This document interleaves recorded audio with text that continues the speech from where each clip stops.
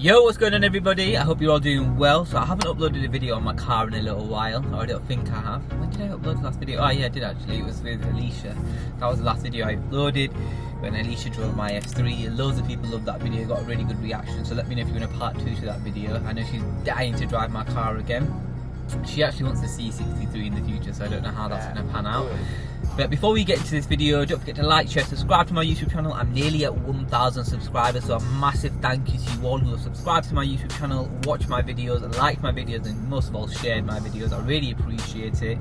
I've got so many more videos coming out, you know, on all of the different topics that are in my kind of like tagline. So like men's fashion, lifestyle, cars obviously, which is a massive segment. You know, I'm trying to get back into like fitness and training and stuff because I've lost so much weight and muscles, unbelievable. But yeah, loads of things planned for this channel, and I've even got a few vlog style videos coming out as well, which is something that I loved filming and would like to do would like to do more of in the future.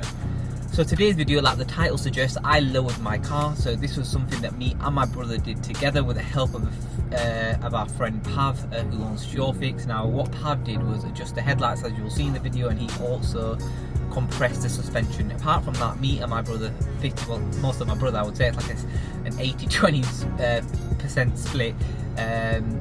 Yeah, so me and my brother, I assisted him. He fitted on my VW Racing Line lowering springs. They are fitted on the car right now. I am filming this introduction after. Once you guys watch the whole video, so the whole process, which I'm hoping is helpful and clear and concise, so you guys can actually follow it and do it yourselves. I do think you would need somebody with a little bit of knowledge of an Audi S3 or, you know, that kind of MQB platform car to kind of put the springs on. But you know, I do think you can do it if you've got the patience and the time. Then I definitely think you can DIY this kind of putting the lowering springs onto your car, especially if you've got the right, well, definitely if you've got the right tools anyway. But yeah, I hope you enjoyed the video. I hope it is concise. Any questions, drop them down below. Me or my brother will pick up those questions accordingly. I'll most likely pass them on to him to get a better answer for you. And if you want to know more about any questions, any queries, just drop them in the comment box below and I will definitely get back to you. But yeah, hope you enjoy this video, and then once you've watched the video, you'll join me back again and I'll take you through how the car handles, how it drives, how it sits, how it looks. I'll show you, like, I'll take you around the car, how it looks. The improvement in terms of the way it looks is massive. The way it drives is a massive improvement as well. But yeah, you guys watch the video, let me know what you think, and yeah, join you back in a second. Cool. How this video goes, hopefully it's informative and it helps you guys install these yourself, because I'm going to be getting my brother to help me, and we'll show you all the tools we're going to be using as well, and everything you'll need. One bit of advice: don't wear your most flattering clothes, just wear some scraps or something like that, just in case you do get dirty and you need to get on the floor, which most likely we will. But yeah, let's get into the next part of this video, where showing you what we're going to be using and what these springs really look like. Do you want to just quickly explain to everybody how long it's going to take, so how long people will need to do this if they do it by themselves, and what tools they'll need essentially? Well, if you're doing it by yourself, probably, I wouldn't recommend it if it's the first time you're doing it. It'll take you a while, because it's just a few tricks that you need to learn about this. So about like changing suspension. So this is like my 7th or 8th time doing it. The first time I did it with one of my mates, it took us hours, because just about getting the strut back into the hub. Because you need to spread it, we never knew that, so it took us a long time. But hopefully this shouldn't take me longer than 2-3 hours. That includes me running to my mate's garage to get the spring switched swapped over, because I've got the spring compressors, but they're like death traps, so I don't really want to try use them. But yeah, literally in essence, all you need is a set of springs. I've got one of those Halfords tool sets to it helps me, because it's got all the different sizes that I need. Yeah. I've got a couple of extra spanners. I'll tell you which ones I've actually used at the end of it. Yeah. I've got my impact wrench, my DeWalt one, because it helps me loosen all the tight bolts. Got a bit of copper grease. But yeah, pretty much like normal tools that you would use on your driveway. But yeah, as I said, I'm hoping it's not going to take 2-3 hours. It depends. Sometimes stuff gets stuck, like a DROPLINK might get seized, etc., etc. But yeah, I'm hoping it's pretty straightforward. Yeah, that's what's the fill. Yeah, a drop in there. This little bit here? Yeah, that's where you jack it up from. See that little bit there? Yeah. That's the extra bit. That's a bit solid for your car, so you can, you know, jack it up. Mm. There. You don't ever jack up anywhere else, because it'll break. That makes sense? Yeah, it's decent. Take it off.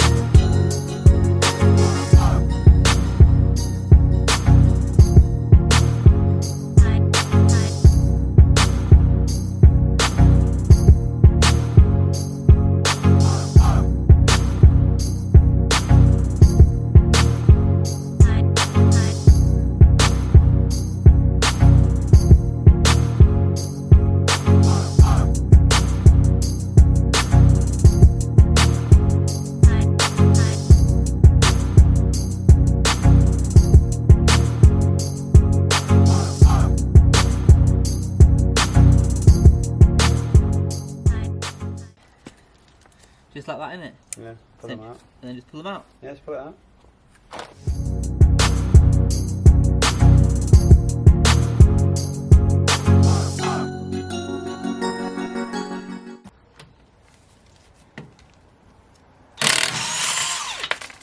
Yeah, take it easy once it's loose and like loose and then take it out forever.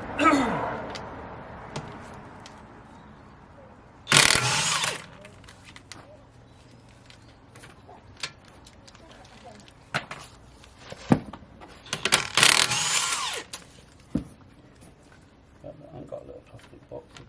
Let me find it. That's going to fall off that wheel, yeah? Video.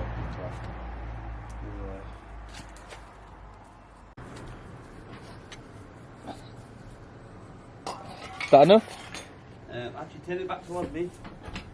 Back towards me. That'll do.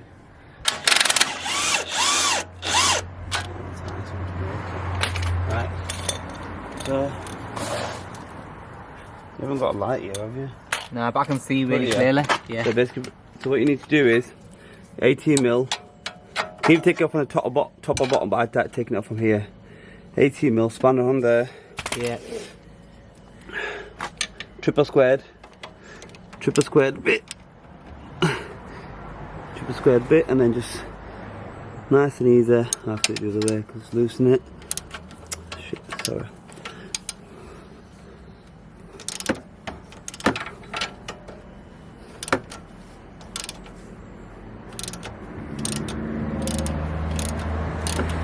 So put your wrench on the tight, like you're tightening something, and just hold the spanner in place, and the nut should come.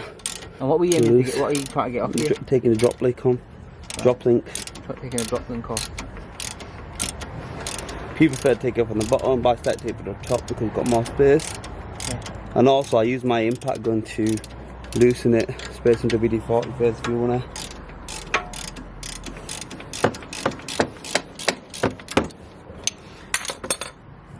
Oh no, I haven't done it yet. I had it off.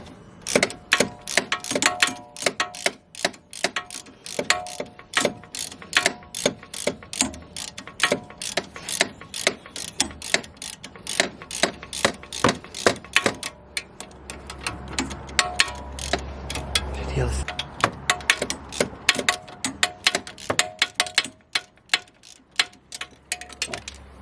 There you go. So there you go. Come off, yeah.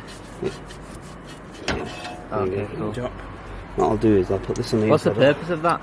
Because it's connected to the strut, so you have to drop it. Okay, so it's cool. that anti-roll bar link connecting to it, so it helps stiffen the car. Right, okay. 18.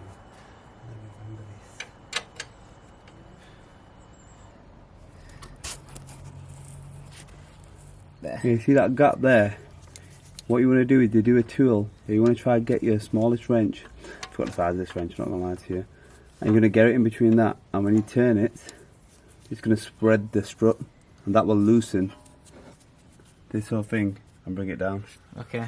The things that I forgot to record, guys, or I think I did record it, but I just can't find the clip, was when we took out the top mount nuts, which what hold the strut tower to the car.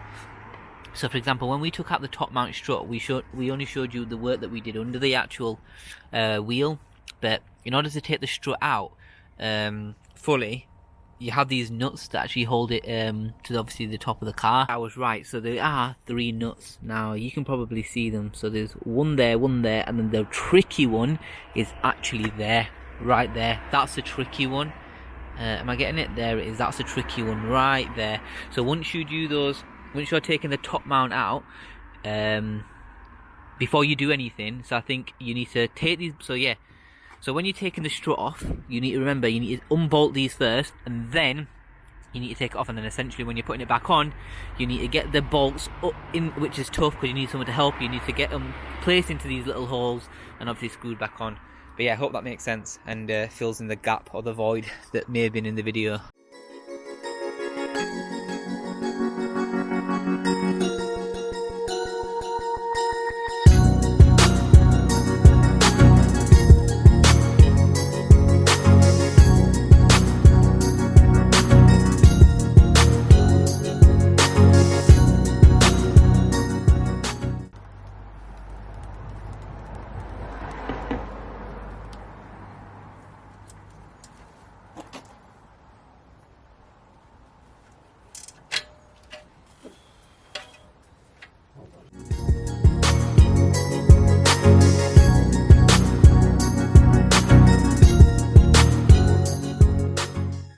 Yeah, people obviously taking their money, like, obviously. A bit immoral, isn't it, really? Charges more, but he does a proper job. Is it? Yeah, I don't care. So let's go do the other side now. Right. Well, then you can talk about them after. Get that. Alright guys, Bobby, what we're going to go do now? Swap the springs over. Swap the springs over because I've got those manual spring compressors, but my mate's got a proper one that I can use his machine. So it just makes it easier. Safer.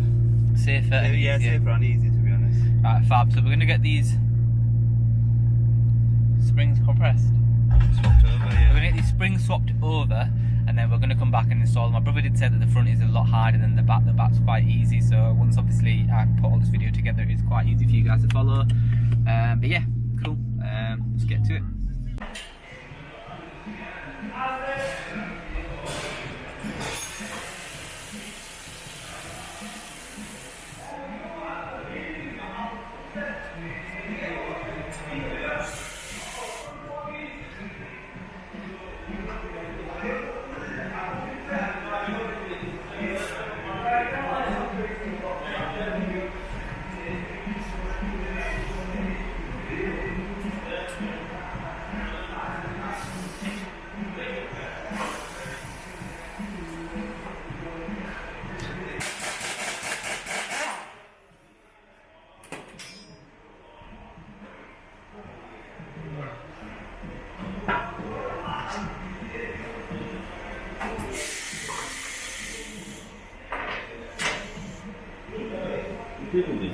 Yeah.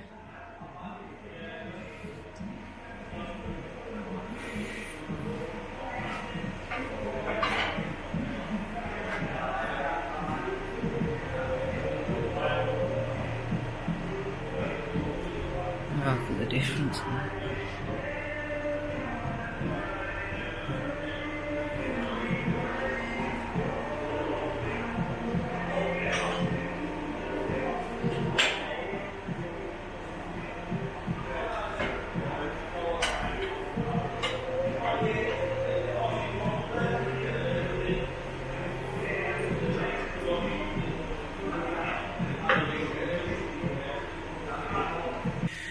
Right, so that spring is on now, and even though they look the same size. So guys, we've now got the springs basically swapped over, so you can see the difference in colour. Obviously it's only, this is like a Nardo-ish grey colour, and you see the OEM black ones that you got stock from Audi. The size of them are pretty much the same, but obviously the way they compress when they're on is going to be totally different. So yeah, it will drop. I think these are 20 to 25 mil drop, so it should sit nicely. It's like an OEM plus, and I heard, well, we'll test the ride out later, but yeah, a massive thanks to Pav at SureFix for doing that for me. Massively appreciate it. But yeah, we'll stick these on, and then we'll yeah, carry on, I suppose, until we're finished. Yeah. I'm going to hold the strut up then. Yep. Actually, I'll hold it, it's fine.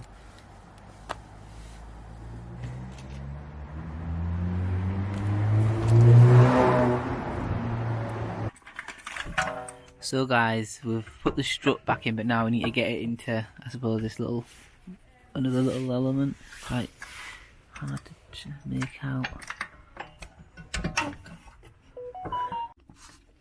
So we've just now been able to, what Bobby did, he basically put it back into place now, into that socket kind of thing.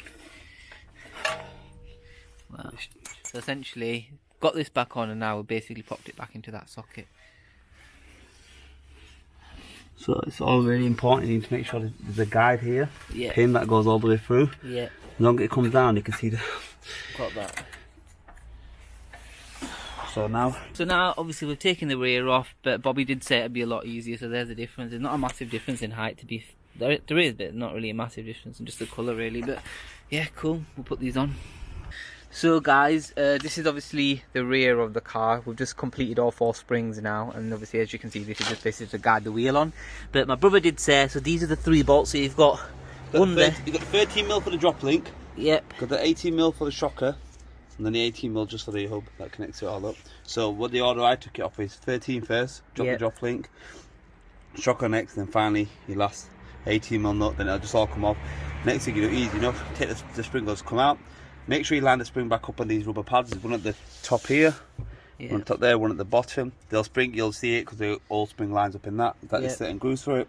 Once you've done that, place the spring back in. Make sure you line up the drop link because it's just a bit of an awkward one to drop. I like the drop link first. Yep. I had another jack, I had a spare jack, so I used the jack to put up, jack up the trailing arm. When I did that, I first went in reverse order, put the drop link back in first, shocker, then finally the hub one. So that's the trick. On the other side though, I can't remember if I took a video of it. There's a 13mm, two T25 nuts that need taking out. It's for the headlight. That's on the left. Yeah, that's only on the left hand side. But you just need to literally do T25. I think you've got a video of that, so you can show it. T25 nuts need coming out, and that's literally the only difference. So the rear is proper easy compared to the front, isn't it? Literally, yeah. Yeah. Alright, and cool. Give me that strut. So now guys, we're basically just putting the wheels back on. We'll go for a summary at the end because there are a few things that are probably worth mentioning, like the torque wrench and a few things like that really. But even the alignment, because obviously I leave to get my car, get some tracking done on my car again because apparently it's recommended. Otherwise your tyres will just wear really quickly. But yeah, I'll speak about the end.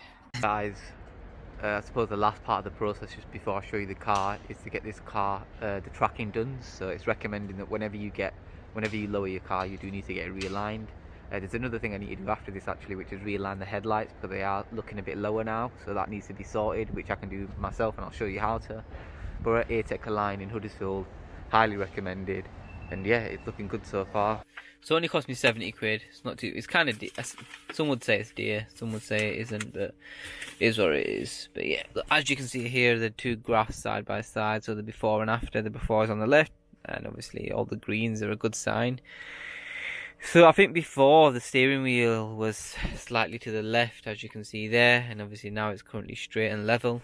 He did say there was an issue with these 8V models just because of the kind of front and rear camber settings. So yeah, I mean, it wasn't really a big job, to be fair. My car, yeah, it didn't really take long. Probably was there about 40 minutes. Yeah, 40 minutes. Well, what do you do here? So I'm just in the headlights here. So basically, your aims were low, so I've got to adjust into the corners of what the regulations in there. If you look into there. Oh yeah. You see the pattern. Yours was a lot lower. Right. So basically, I do them a little bit higher, but it's still in the line. So you don't match them lines. So when you check it, it should go all the way through like that. Oh, and then your flick should be more or less in that area where that gap is. Yeah. So some of these, they don't have that much of a flick, because they knew where it lights, but the old ones do. You know your screwing, is it like a screw like going up and down? Like a, yeah, but what I'm saying is, Yeah, you're, so it works the motor inside it does. Oh, okay, wow. Sick. Guys, look at this. I just can't get over how you go underneath like that. That is mental.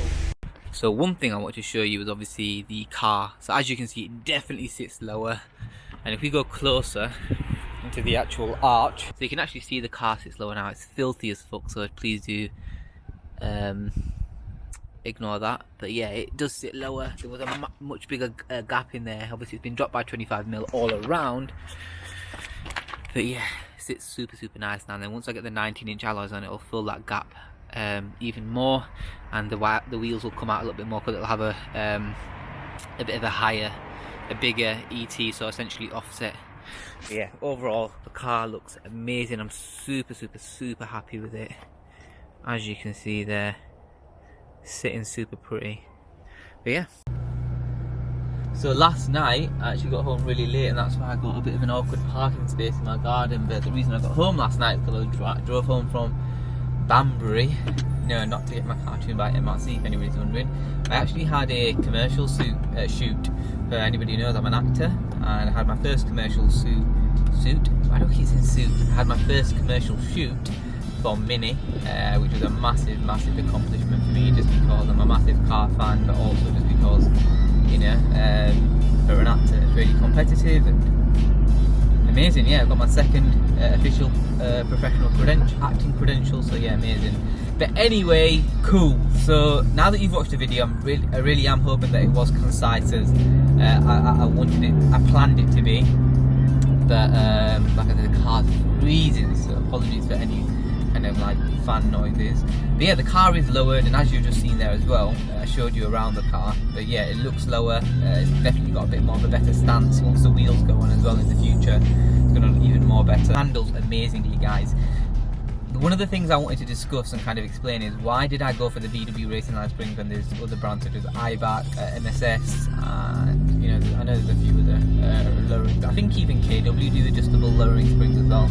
The reason why I went for VW Racing Line springs is purely because they're a British company, meaning when they developed these springs, they would have taken into account how British roads are, and for anybody who lives in Britain, you'll know that the roads can be terrible.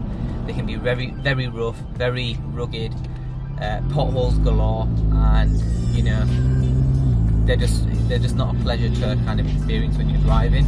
So that's why I went for VW Racing Line. So that was also pointed out by the guy who I bought them off, so Has Motorsport, and you can really tell that when they say that they are developed and tested on British roads, you can tell that that's not a lie, because when I've been driving over potholes and whatever, the car's ride and comfort hasn't been compromised at all. If anything, it's been improved. The handling's definitely been improved. Oops, went into manual there. The handling's definitely been improved, 100%. It's definitely got a lower sense of gravity, of course. It's been dropped by 25mm all around. But yeah, super comfortable. Ride quality not compromised one bit. Handling at speed now is way better. You don't get as much body roll. Obviously other things will help that in the future, like the the anti-roll bars front and rear when I get them installed. But yeah, couldn't recommend these springs enough. There's no point me driving fast because it's not like you guys are going to see it. I can only really explain how it feels. It's really tight. Yeah, really tight around corners now. The roll has really been reduced. Comfort, like I said, it's not going to be compromised. But yeah, I hope you've enjoyed this video. I'm not really sure how clear and concise my instructions were when me and my brother were putting the springs on, but I hope they were. Like I said, if you have any questions, do let me know. I will get back to you accordingly. But yeah, listen, Happy New Year. I hope the new year is going well for you. If you haven't already, like, share, subscribe to my YouTube channel, watch all my other videos, and tell a friend to tell a friend, because listen, we've got big plans for YouTube this year, and even my partner Alicia, she's getting her YouTube channel set up, so we're both going to be like going mad on YouTube and really putting loads of effort into it. Let me know what else you're going to see. I have got some plans in terms of mods. I've got a dog bone mount that I'm applying to my car from Powerflex. I got the wrong one. I actually did record that video, but I got the wrong mount. So when we were in the process of fitting it, we realised I got the wrong one, so I had to refilm that, because I'm actually having to wait for my new mount to come from Has. But yeah, listen, I hope you guys are well. Again, just keep an eye out for more videos coming in the future, and yeah, don't forget to like, share, subscribe, follow me on Instagram at Ranj_Sohoto, and my car page, which is S3 Ranj. Until next time, guys, take it easy and peace.